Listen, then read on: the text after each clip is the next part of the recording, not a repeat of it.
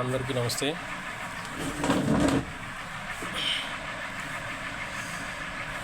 ఇది ఆ శ్యామలకి ఏమ్మా శుద్ధపూస ఏమంటున్నావు?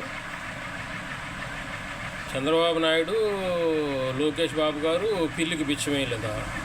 మీ జగన్ ఎంతమందికి వేసినారు బిచ్చాలు?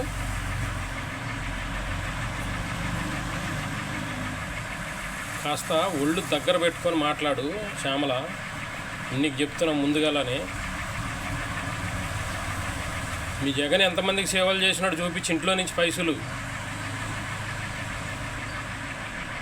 నోటికి ఏది వస్తే అది మాట్లాడితే మర్యాదగా ఉండదు నీకు. ఏమనుకుంటున్నావు నువ్వు? నీ బతుకు బయట పెట్టాలనా లేకుంటే ఏంటి? వాళ్ళ కాలి గోటికి సరిపోవు నువ్వు కూడా మాట్లాడుతున్నావు. ఒకసారి ప్రజలలోకి వచ్చి మాట్లాడు ఆ మాట శ్యామల.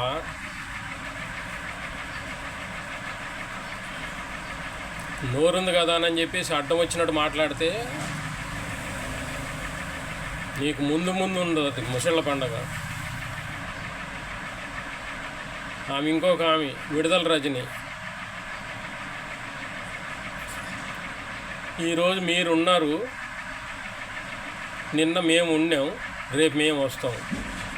ఫస్ట్ మీ బతుకులు ఎక్కడుంటాయో చూసుకోండి ఒకసారి 2029 లోపల. నువ్వు ఒకప్పట్లో ఏమన్నావు? చంద్రబాబు నాయుడు విడుదల రజనీ గారు చంద్రబాబు నాయుడు హైటెక్ సిటీలో పెట్టిన తులసి మొక్కని అన్నావు. ఇప్పుడు ఏడు చేరినావు? నువ్వు గంజాయి వనంలో చేరినావు.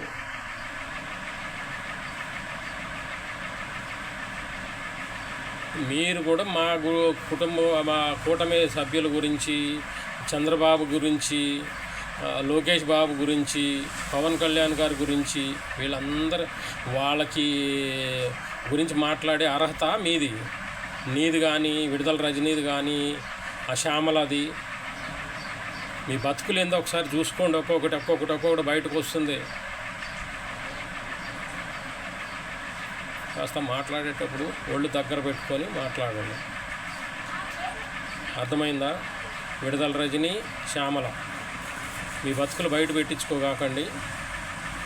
కాస్త జాగ్రత్తగా ఉండండి.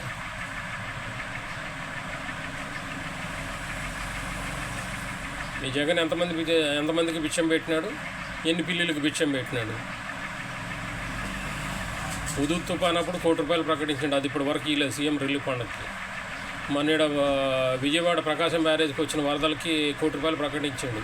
ఎవరికి ఇచ్చినారు చూపెట్టమని ఒకసారి ప్రజలకు దగ్గరికి పోండి. మీరు ఆ సింగనగర్కి, ఆ ఏరియాలకు అంతా పోతే ప్రజలు చెప్తారు మీకేందని అనేది.